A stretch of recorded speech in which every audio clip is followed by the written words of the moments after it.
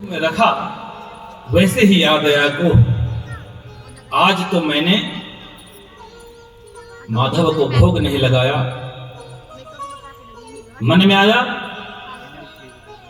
कि इस निवाले को मैं निगल दूं, निगलने की बजाय उगल दूं, परंतु उगलते हैं तो संतों के प्रसाद का अपमान, निगलते हैं तो भगवान को भोग नहीं लगा। अब तो आंखों से आंसू बैठे रहे।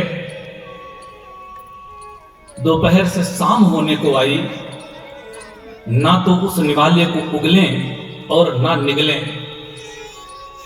और मन में क्या कहते हैं, संतन को यह शीत प्रसाद लियो मुख डारिन जात गिरायो, लीलत लाज लगे मन में, मनमोहन को नहीं भोग लगायो। भई गति सांप छछूंदर सी,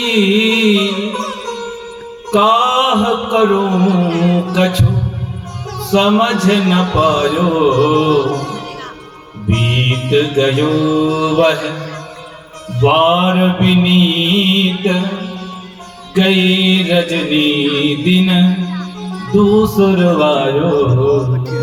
रोते रहे, भगवान को भोग नहीं लगाया। रात्रि बीत गई, दिन दूसरा आ गया। ब्रह्म मुहूर्त में नहा लिया करते, परंतु आज ग्रास है तो कैसे उगलें। सूर्योदय होने को आया, भगवान नारायण से नहीं रहा गया। नारायण प्रकट होकर और माधव को बुलाते हैं दरवाजे पर कि माधव माधव माधव। और माधव जी जब सुनते हैं कि कोई बुला रहा है और सामने भगवान को देखकर बड़े प्रसन्न होते हैं, परंतु अश्रु नहीं रुक रहे थे। क्या कहा प्रभु ने कि माधव मगन भये मन में, जब माधव ने समझायो। माधव दास जी ने भगवान से कहा कि प्रभु मानसिक वार्तालाप, मुख में तो ग्रास्ता बोल सकते नहीं। तो भगवान ने कहा कि आप क्यों दुखी हैं, आप जो है भोग नहीं लगा पाए इस कारण। इशारा किया, हाँ तो एक काम करो, अपने मुख में जो प्रसाद रखा है आपने, इससे थोड़ा सा मुझे दे दो, मैं खा लेता हूं। अब तो माधव दास जी के और भी अश्रु बहने लगे और संकेत में कहा कि अपना जूठा मुंह से आपको। तो माधव मुस्कुराए और उन्होंने कहा कि अभी तक कितनों का जूठा खिला रहे थे, हैं? वो क्या था भैया? अरे बाबा, आज अपना जूठा खिला दोगे तो क्या बिगड़ जाएगा।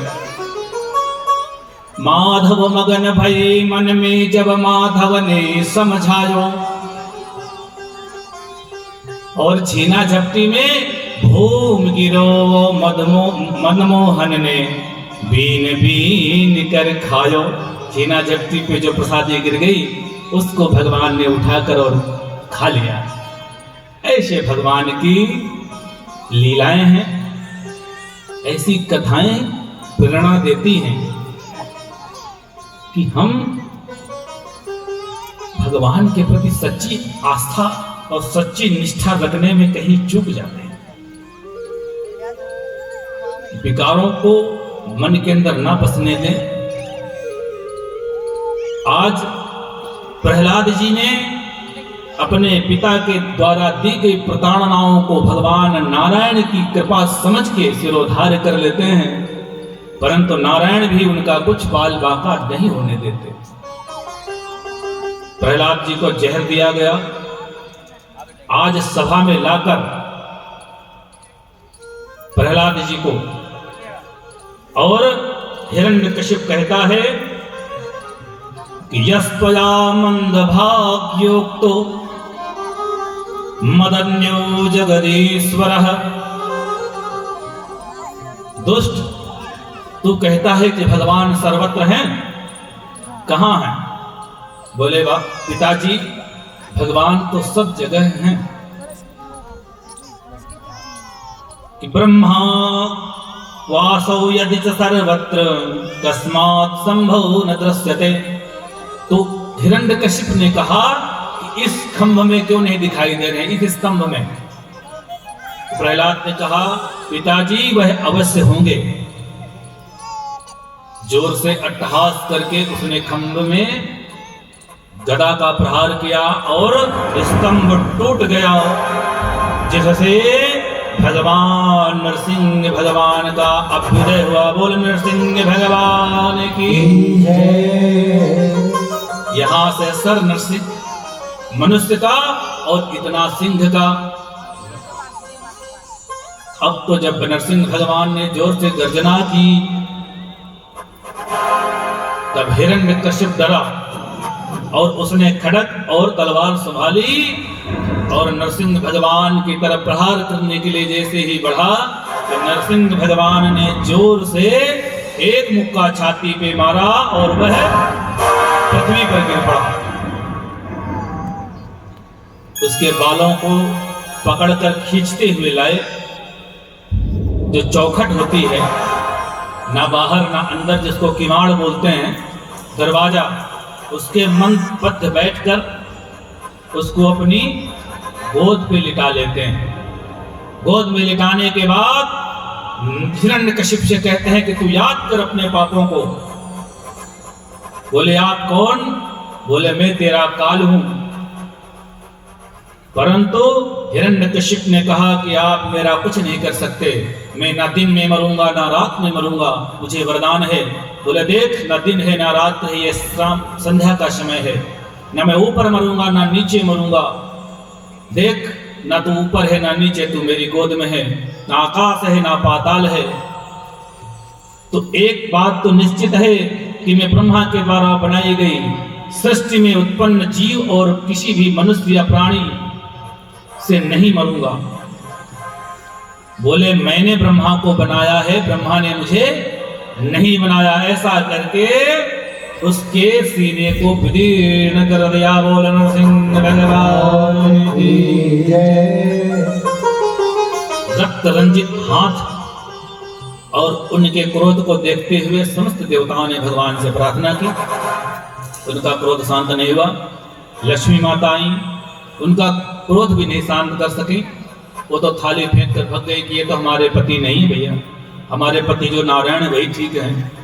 अब तो प्रहलाद जी को आगे कर दिया जाता है और प्रहलाद जी ने 42 श्लोकों से नरसिंह भगवान की स्तुति करी कि ब्रह्मा दया सुरगण मुनयो सिद्धा सत्वैकतानमतयो वचसां प्रवाहै नाराधितं पुरगणैरधुना विप्रः किं तोष्टुमर्हति समे हरिवुग्रजाते। मैं तो असुर योनि में हूं प्रभु, मैं आपकी विनती कैसे कर सकता हूं। नरसिंह भगवान ने कहा प्रहलाद से कि तुमको डर नहीं लगता मुझसे? यहां तो मेरी पत्नी भी आई, देवता भी आए, तो भी भग गए डर के। तो प्रहलाद छोटे थे, हाथ जोड़कर कहा कि आप कौन हैं? तो बोले मैं जगत का कर्ता धर्ता, इस सृष्टि का पिता हूं। तो बोले आप मेरे क्या हुए? बोले मैं तुम्हारा भी पिता हूं। तो बोले आप कौन हैं? बोले मैं नरसिंह हूं। तो बोले आप शेर हैं। तो बेटा जो है वह भी तो शेर का बच्चा हुआ, और शेर से शेर का बच्चा डरता नहीं। ऐसी मीठी वाणी सुनकर नरसिंह भगवान प्रहलाद को गोद में बिठा लेते हैं और अपनी जिह्वा से उसके शरीर को चाटते हैं प्रहलाद जी के। तो जिह्वा के स्पर्श से प्रहलाद जी के शरीर में जो है निशान पड़ जाता है। इतने कोमल नरसिंह भगवान जब इस इतने कोमल बालक को देखते हैं तो कहते हैं कि देखो उस दुष्ट ने इतने कोमल बालक को कैसी कैसी प्रताड़नाएं दी। भगवान ने प्रहलाद को वरदान दिया कि जाओ, तुम्हारी ख्याति तीव्रलोक में फैलेगी। बोल नरसिंह भगवान की जय। अष्टम स्कंध में बाबा सुखदेव कहते हैं कि इन्हीं के वंश में जो है बाली भी हुए हैं, जिनका चरित्र आगे आएगा। परंतु उसके पूर्व बाबा कहते हैं कि स्वयंभू जो मनवंतर है, स्वयंभू, स्वारोचिस, उत्तम और तामस, इस त्रिशिक नामक जो इस मनवंतर में, तामस मनवंतर में गज और ग्राह भगवान हरि ने अवतार लिया था। तो बाबा संक्षिप्त में कृपया इसका वर्णन कर दें कि स्वयंभुवस्येह गुरु वंशोजं विस्तरांच्युतः यत्र विश्वसदां सर्गो मनोन्यानि वदस्वनः। राजन, इसमें हरि मेधा पत्नी जो थी हरणी के गर्भ से भगवान हरि का अवतार हुआ था। हाथी जो था वह जो है जल में क्रीड़ा करते हुए अपने परिकर के साथ जल क्रीड़ा में रत था। जल में कौतूहल देखकर ग्राह ने उसके पैर को पकड़ लिया। हाथी पीड़ा से व्याकुल समस्त परिजनों से अपनी सहायता के हेतु प्रार्थना करी, परंतु कोई भी पास नहीं आया। अब दोनों हाथ उठाकर किसको बुलाए? क्योंकि हाथी कौन से यूनिवर्सिटी में पढ़ा होगा, कौन से विद्यालय में, तो सुने तो किसी का नाम भी नहीं सुना था। सूर्ण में एक कमल पुष्प लेकर और ऊपर उठा दिया कि कोई ना कोई तो मेरी करुण पुकार सुनेगा। ग्राह क्या है? ग्राह कलयुग काल है, समय। यह संसार जल की भांति है, हम इस पर खेलते कूदते खूब हैं, और जब समय हमारे पैर को पकड़ लेता है, बुढ़ापा हमारे नजदीक आ जाता है, तब हम भजन करना चाहते हैं, तब हमसे होता नहीं। आज गज ने भगवान का स्मरण करते हुए करुण पुकार की।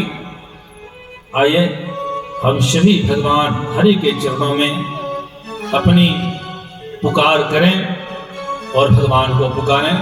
श्री हरि। पकड़ लो हाथ बनवारी, नहीं तो डूब जाएंगे। पकड़ लो हाथ बनवारी, नहीं तो डूब जाएंगे। पकड़ लो हाथ बनवारी, नहीं तो डूब जाएंगे। हमारा कुछ न बिगड़ेगा, हमारा कुछ न बिगड़ेगा, तुम्हारी लाज जाएगी। पकड़ लो हाथ बनवारी, नहीं तो डूब जाएंगे।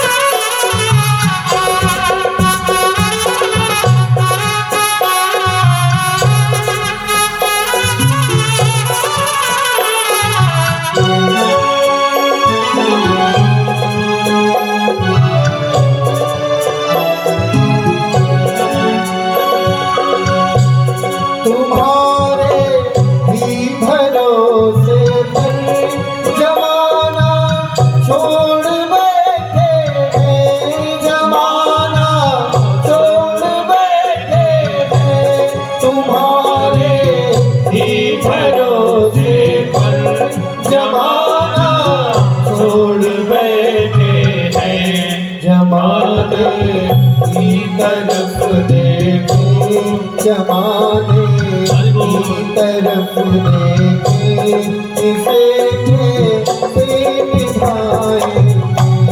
पकड़ लो हाथ बनवारी, नहीं तो डूब जाएंगे।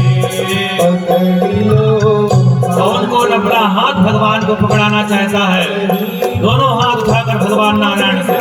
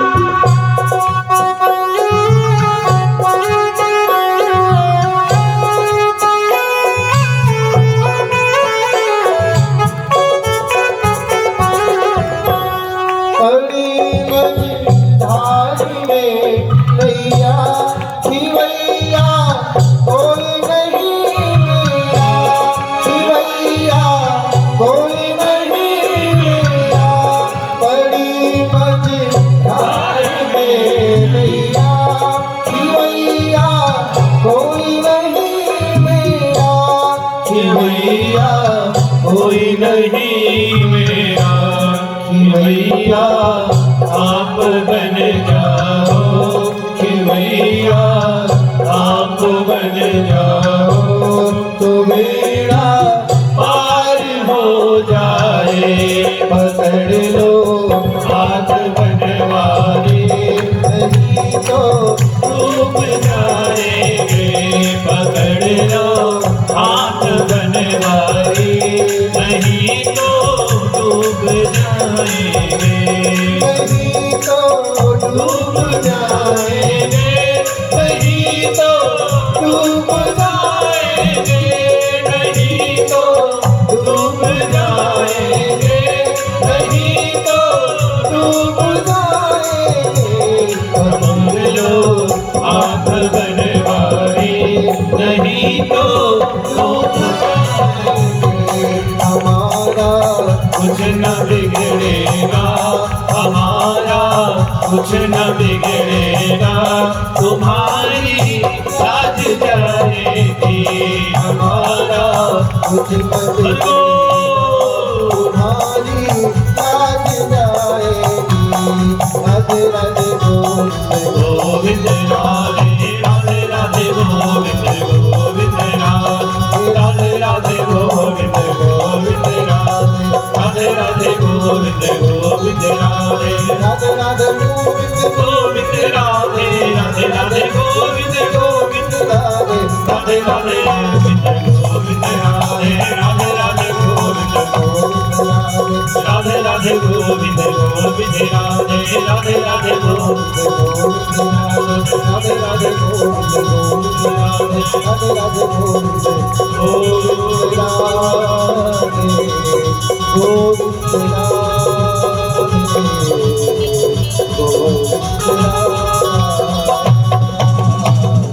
बोल भक्त वत्सल भगवान की जयकारा इतना जोर से होना चाहिए कि ताकि इस गेट के बाहर तो सुनाई दे। और जय बोलने का उल्टा करिए आप, जय का उल्टा करिए, क्या होता है? तो जय बोलने से आप यज्ञ कर लेते हैं। जिस भी देवता की आप जय बोलते हैं वह यज्ञ की भांति ही माना जाता है। तो अब जयकारा जोर से सुनाई देना चाहिए। बोलिए भक्त वत्सल भगवान की। हाँ, अब यज्ञ हो गया एक। अब इसलिए बार बार जो जय बोलते हैं वो आप लोग बोलते रहा करिए। बोलो राधे राधे। आइए हम अब गजराज की तरफ चलते हैं। देवताओं ने आपस में सोचा कि यह किसकी स्तुति कर रहा है, किसको बुला रहा है।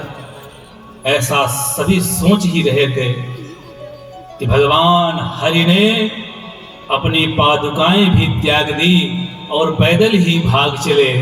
बोल नारायण भगवान की हैं। गरुण छोड़ पगधारायण श्रीमन नारायण नारायण नारायण। गरुण का भी भान नहीं रहा। आकर सबसे पहले ग्राह्य के सर को धड़ से अलग किया,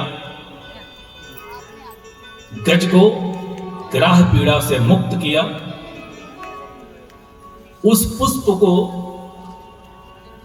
गजराज ने श्री हरि के चरणों पर निवेदित कर और मन से अपनी स्तुति करता है। श्रीमद् भागवत में गजेंद्र मोक्ष है। जो भी रोगी अत्यधिक पीड़ा में हो, प्राण संकट में हो, उसे गजेंद्र मोक्ष का स्मरण करना चाहिए, उसका श्रवण करना चाहिए। गज की मुक्ति हुई। एक भक्त ने पूछा कि बाबा, बुलाया तो गज ने था, तो सबसे पहले भगवान ने ग्राही का उद्धार क्यों किया?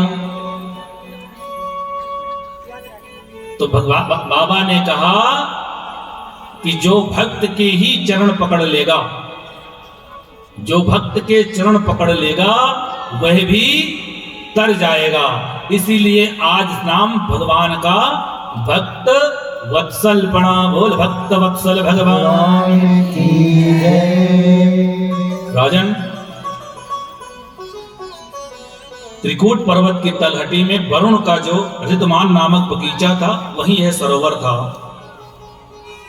अब ग्राह द्वारा जो गज का पैर पकड़ लिया गया, हरि का अवतार आपने सुना।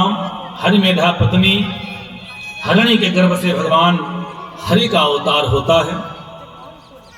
गज का पूर्व जन्म क्या है? द्रविड़ प्रांत पांडु देश का राजा इंद्रद्युम्न था। इसने भगवान के जो परम प्रिय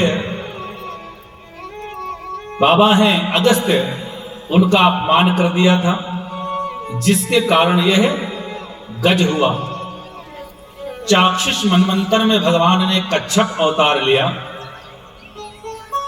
बाबा, कच्छप अवतार वह तो समुद्र मंथन की तरफ। बोले हाँ, कैसे? इंद्र को दुर्वासा जी का श्राप इसलिए दे दिया था कि एक बार दुर्वासा ऋषि ने इंद्र को माला भेंट की और उस माला को उन्होंने अपने ऐरावत हाथी के ऊपर डाल दिया। ऐरावत हाथी ने वो माला निकालकर अपने पैरों के नीचे उछल दी। अगस्त ऋषि ने श्राप दे दिया कि तू अपने राजपाट और ऐश्वर्य के कारण इतना मलंग और मतंग हो रहा है, अभिमान बस तुझे यह भी प्रतीत नहीं होता कि संतों का अपमान यहां हो रहा है, और तूने इस अपमान का फल जो है नहीं जाना। मैं तुझे श्राप देता हूं कि तू श्री विहीन हो जा। अब जब देवताओं के राजा ही श्री विहीन हो जाएंगे तो देवता कहां जाएंगे? भगवान सब कोई नहीं बन सकता। यहां तो जगह जगह भगवान कहे जा रहे हैं, भला भगवान, और इतने भगवान हैं महाराज की पूछिए मत। बोलो राधे राधे। है भगवान किसे कहते हैं? भग यानी, अच्छा चलिए भगवान की आपको व्याख्या बताते हैं पहले। भग यानी कहते हैं भाग को। किसको कहते हैं? भाग यानी गुण। तो ऐसे कितने गुण होने चाहिए जो भगवान कहलाने का अधिकारी है?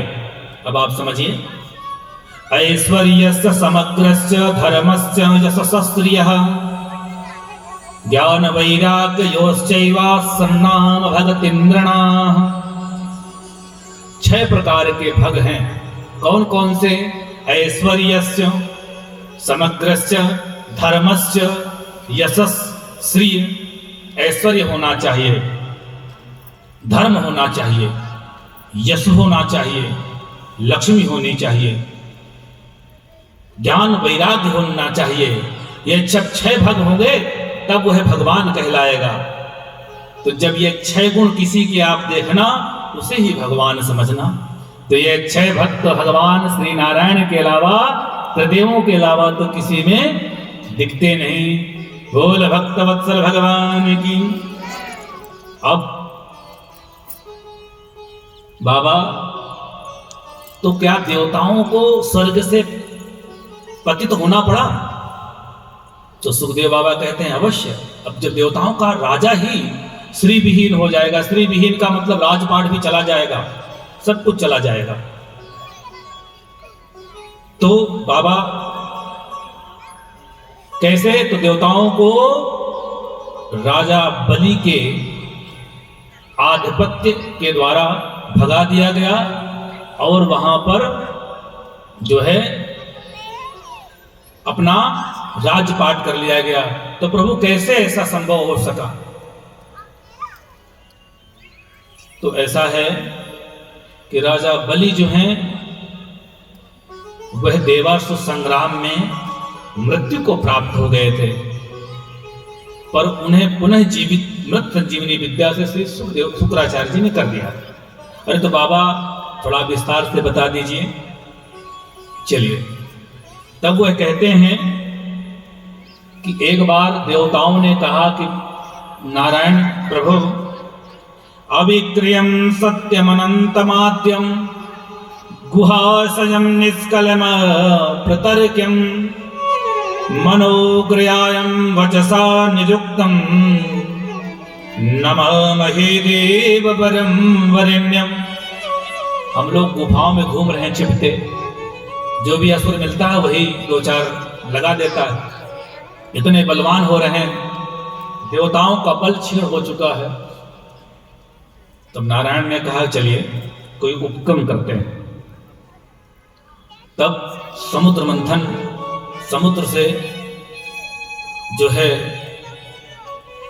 ऐसी वस्तुओं का संचय किया जाए जो इसके नीचे जल में है। तो भगवान नारायण ने देवताओं से कहा कि आप लोग जाइए, और अकेले तो आप कर नहीं सकते, अपने भाइयों को भी राजी करिए। तो देवताओं को जो राजा बलि थे उनसे जाकर कहा गया कि आप भी यदि समुद्र से कुछ लेना चाहते हैं तो चलिए उसका मंथन करते हैं। समुद्र मंथन के लिए भगवान ने वासुकी को रस्सी बनाई और पूरा पर्वत को मथानी। अब असुरों को कहा गया कि एक तरफ आप और एक तरफ देवता, इसको खींचिए। लेकिन नारायण ने धीरे से कहा कि देवता लोग, आप लोग मुख की तरफ आ जाओ। बोलो राधे राधे। सर्प के मुख की तरफ, क्योंकि आप लोग देवता हैं। असुरों को पूंछ की तरफ लगा दो। बोलो राधे राधे। तब तो असुरों ने कहा क्यों? ये कोई बड़े बाप के बेटा हैं, हम भी कश्यप की संतान है, ये भी कश्यप की संतान है, हम मुख की तरफ पकड़ेंगे। और भगवान नारायण तो ये चाहते ही थे, और असुरों ने मुख की तरफ पकड़ लिया। मंथन शुरू हुआ। उस मंथन से वास के नाग के मुख से जो झाग निकलती, उससे असुर जो है अत्यधिक पीड़ा से व्याकुल। अब तो असुरों ने कहा कहां फंसा दिया, छोड़ते हैं तो बात जाती है। अब जैसे ही मंथन शुरू हुआ तो यहां वास के नाग से मुख से झाग, और इधर सबसे पहले विष ही निकल आया। अब उस विष के प्रभाव से समुद्र के जीव जंतु व्याकुल होने लगे। इस बला को कौन टाले? तो किसको याद किया गया? भगवान शिव को। गौ शंकर भगवान की जय। देवताओं ने प्रार्थना की कि देव देव महादेव भूतात्मन भूत भावन त्राहि नः शरणापन्ना त्रैलोक दहनात् विषात्। समस्त त्रैलोकी इस विष के प्रभाव से दहन होती दिख रही है। तब भगवान शंकर ने ततः करतली कृत्या व्यापिहाराहलं विषम् अभक्ष्यन् महादेव कृपया भूत भावनः। भगवान हरि ने देखा कि भगवान शंकर ने विष का पान कर लिया। हृदय में भगवान का नारायण का वास। भगवान नारायण ने उसे कंठ में ही रोक दिया और वह नीलकंठ भगवान के नाम से प्रसिद्ध हो गए। बोल नीलकंठ भगवान की जय। अब समुद्र मंथन फिर से पुनः शुरू हुआ। उससे निकली कामधेनु, उच्चैश्रवा घोड़ा। कामधेनु तो देवताओं को दे दी गई, ऋषियों को, कि आप लोग दूध दुहो और खूब खीर बनाओ, भगवान को भोग लगाओ। इधर उच्चैश्रवा जो घोड़ा निकला वह बलि ने कहा अब मैं लूंगा। चंद्रमा निकला तो क्या किसको दिया जाए? तो सभी ने एक स्वर में कहा कि भगवान शंकर को दे दिया जाए, उनको ठंड की ज्यादा आवश्यकता है क्योंकि उन्होंने विष का पान कर लिया। कौस्तुभ मणि तो सभी ने एक स्वर से भगवान नारायण को दे दी। कल्प वृक्ष स्वर्ग चला गया, रंभा इंद्र को दे दी गई। अब आया लक्ष्मी का नंबर तो सभी लोग उसके रूप में मोहित होकर कहने लगे मुझे चाहिए, मुझे चाहिए। बोल नारायण भगवान की जय। तो लक्ष्मी मैया ने कहा कि मैं कोई वस्तु नहीं हूं जो मुझे बांट लिया जाए। अरे स्त्री का भी तो कोई अधिकार है।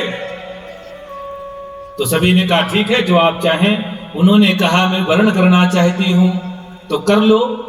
तो लक्ष्मी मैया ने सभी की तरफ देखा तो कोई भी उनके अनुकूल था नहीं। तो उनके अनुकूल तो कौन? माधव हमारे बैठे हैं और भगवान नारायण का वर्ण कर लेती हैं, इसलिए उनको लक्ष्मी नारायण नाम दिया गया। वो लक्ष्मी नारायण भगवान की जय। वारुणी मदुरा निकली, वह तो असुरों ने ले ली। बोला हमको भी तो कुछ चाहिए, थक गए हैं, कुछ थकान मिटाने के लिए। बोलो राधे राधे। हरे राम। थकान मिटाने के लिए मदिरा ले ली। आखिरी में धन्वंतरी बाबा अमृत कलश लेकर उत्पन्न हुए, प्रकट हुए उससे। बोल धन्वंतरी भगवान की जय। अब देवताओं और असुरों में तो मारा पीटी मच गई। तब भगवान ने मोहिनी रूप धारण किया। बोले मोहिनी भगवान की जय। और समस्त असुरों को समझाया कि आप लोग मेरा कहना मानोगे। तो इस तरह का उनका अवतार था। इतनी रूपवती भगवान ने अपनी मोहिनी मूर्त बना ली थी कि असुर और देवता उनकी हां में हां मिलाते थे। बोलो राधे राधे। बोले एक लाइन से सभी बैठ जाओ, मैं अपने इन हाथों से आप सभी को इसका पान कराऊंगी। ठीक है। असुरों की तरफ ज्यादा ध्यान देकर कहा कि आप लोगों को पहले पिलाऊं कि इनको? बोले पहले हमको पिलाओ, इनको क्यों पिलाना है? इनको तो हम पिलाएंगे बाद में। तब देवताओं ने कहा अगर इन्होंने पहले पी लिया तो हमारी तो दुर्गति पहले ही थी और दुर्गति होगी। परंतु हरि ने कहा कि इसके ऊपर ऊपर का जो पानी है ये पहले इनको पिला देती हूं, और जो नीचे का गाढ़ा होगा अमृत वो आप पीना। हाँ बोले ऐसी शिक्षा देने वाली तो कभी कोई आई ही नहीं। ऊपर ऊपर का जो अमृत था वो देवताओं को पिला दिया। उनके बीच पे दैत्य रूप जो बैठा था उसने पी लिया। सूर्य ने और चंद्रमा ने देख लिया, इशारा किया, भगवान नारायण ने अपने सुदर्शन से उसका सिर काट दिया। तो अमृत तो अंदर पहुंच चुका था, इसलिए वह राहु और केतु में परिणित हो गए। अब राक्षसों ने चिल्लाना शुरू किया, हमारे साथ छल हुआ, छल हुआ, छल हुआ। देवासुर संग्राम होने लगा। अब देवताओं ने तो अमृत पी लिया था महाराज, और जो कुटाई करी देव राक्षसों की कि सभी राक्षस भागते नजर आए, बहुत मार दिए गए। राजा बलि को भी इंद्र ने मार दिया। इधर शुक्राचार्य जी ने राजा बलि को मृत संजीवनी विद्या से, जिसको हम महामृत्युंजय कहते हैं, व्याहृतियों को जोड़कर ओम हौम जूं शः भूर्भुवः स्वः त्र्यंबकं यजामहे। आप सभी लोग बोलिए, त्र्यंबकं यजामहे सुगंधिं पुष्टिवर्धनम् उर्वारुकमिव बन्धनान् मृत्योर्मुक्षीय मामृतात् मृत्युंजय महादेव त्राहि मां शरणागतम् जन्म मृत्यु जरा व्याधैर् पीड़ितं कर्म बंधनैः। बोल मृत्युंजय भगवान की जय। अब तो राजा बलि जो है वह मृत संजीवनी विद्या के प्रभाव से ही अमर हो गए। बोल नारायण भगवान की जय। राजन और राजा बलि कोई साधारण नहीं थे। राजा बलि किसके वंश के थे बताया आप लोगों को? प्रहलाद जी को सुना आपने? प्रहलाद जी के पुत्र का नाम था विरोचन, और विरोचन के पुत्र थे राजा बलि, और राजा बलि के ही पुत्र थे बाणासुर। बाणासुर को तो जानते हैं आप लोग। रावण विभिन्न कुछ ही लोगों से डरता था, जिसमें एक नाम बाणासुर का भी था। जो आसाम में सोनितपुर नामक नगर है, जहां पर कामाख्या देवी का मंदिर है, वह मायावी तरीके से बनाया गया और सिर्फ 24 घंटे में ही निर्मित हुआ। बोल कामाख्या माई की। वह बाणासुर की नगरी है। तो बलि जो है साधारण नहीं थे, वह प्रहलाद के पौत्र थे, और प्रहलाद जी परम भागवत। तो बाबा राजा बलि की महिमा इतनी बड़ी? बोले राजन बहुत बड़ी महिमा है। अब सुनिए, आप राजा बलि की भी महिमा बताते हैं आपको। आप सभी ने वामन भगवान का तो चरित्र सभी ने सुना होगा। 7वें मनु श्राद्ध देव विवस्वान के पुत्र थे। इनका नाम वैवस्वत था, और यही वर्तमान में मनवंतर चल रहा है। इंद्र जो है पुरी पर बलि ने पुनः अधिकार पा लिया। बलि ने फिर से अधिकार पा लिया, क्योंकि अमृत संजीवनी विद्या थी, अमर थे महाराज और बलवान थे। इंद्र को फिर से पतित कर दिया गया, देवताओं को भगा दिया गया। माता अदिति को यह चीज बड़ी बुरी लगी। उन्होंने कश्यप जी से प्रार्थना की कि महाराज हमारे बेटे तो हमेशा मार ही खा रहे हैं। तब कश्यप जी ने माता अदिति को पयोव्रत का उपदेश दिया, और पयोव्रत से पुत्र की प्राप्ति होती है। 12 दिन पर्यंत तक दूध पीकर ही इस व्रत को किया जाता है। फाल्गुन शुक्ल जो भी माताएं बहनें संतान से विमुख हैं, वह पयोव्रत का उपदेश लेकर फाल्गुन शुक्ल प्रतिपदा से लेकर फाल्गुन शुक्ल द्वादशी तक इस व्रत को करके दूध का ही पान करें 11 दिवस तक, और अंतिम दिवस 12 दिन तक खीर का भोग लगाकर भगवान को अर्पित करें, और उस चरु को पाकर आप जो है भगवान से प्रार्थना करें तो निश्चित ही भगवान नारायण जो है आपको संतान देंगे। बोल नारायण भगवान की जय। अब माता अदिति ने कश्यप जी के इस पयोव्रत के उपदेश को सुनकर पयोव्रत का पालन किया और उस पयोव्रत के प्रभाव से किसकी उत्पत्ति हुई? भगवान वामन की। बोल वामन भगवान की जय। और वामन जी भी कितने बड़े थे?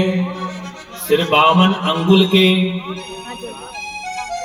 और वामन भगवान जब जो है थोड़ा सा बड़े हुए तो उनका उपनयन संस्कार बृहस्पति भगवान ने कर दिया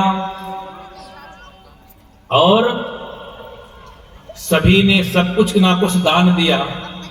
वामन भगवान को आकाश ने छाता दान दिया, पृथ्वी ने पादुकाएं, कुबेर ने भिक्षा पात्र दिया, चंद्रमा ने दंड दिया, कश्यप ने मेखला, बृहस्पति ने जनेऊ, ब्रह्मा ने कमंडल और माता अदिति ने जो मूंज आदि की दो मेखला थी वे कमर में बांध दी।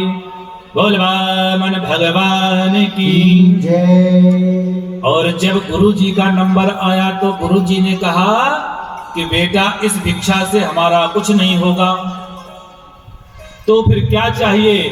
तो तुम त्रिलोकी का राज्य राजा बलि से मांग कर लाओ। अब तो वामन भगवान ने कहा गुरुदेव जो आपका आदेश।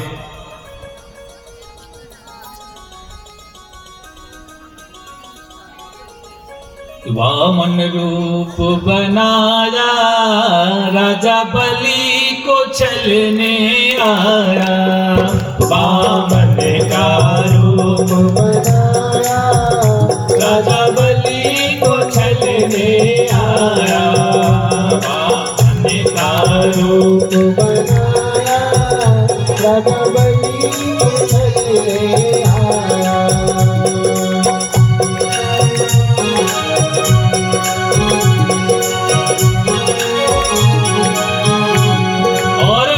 वामन भगवान की झांकी का मनोहारी दृश्य आप देखेंगे। और आज जो है ठंडी भी बहुत है। बोलो राधे राधे। और वामन भगवान आज सब कुछ ठीक कर देंगे क्योंकि इनके बाद जो समस्त सृष्टि के ऊपर अपनी पकड़ रखते हैं भगवान श्री कृष्ण भी आएंगे। बोल वामन भगवान की। वामन का रूप बनाया राजा बलि को छलने आया। वामन का रूप बनाया राजा बलि को छलने आया। और हमारे आचार्य जी से हम अनुरोध करेंगे कि वामन भगवान का जो है चंदन तिलक कर पूजा करें, माला निवेदित करें और राजा बलि के रूप में वामन का रूप बनाया राजा बलि को छलने आया। रूप बनाया राजा बलि को छलने आया। वामन का रूप बनाया राजा बलि को छलने आया। हरि बोल। दोनों हाथों को ऊपर उठाकर वामन भगवान का स्वागत करिए।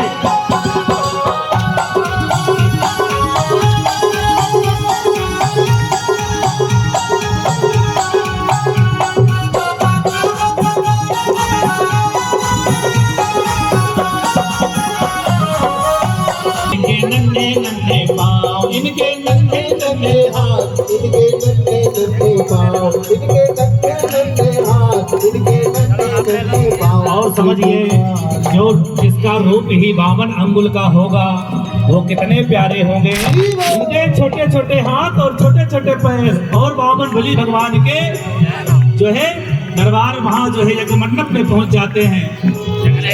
इनके नन्हे नन्हे हाथ, इनके नन्हे नन्हे हाथ, इनके नन्हे नन्हे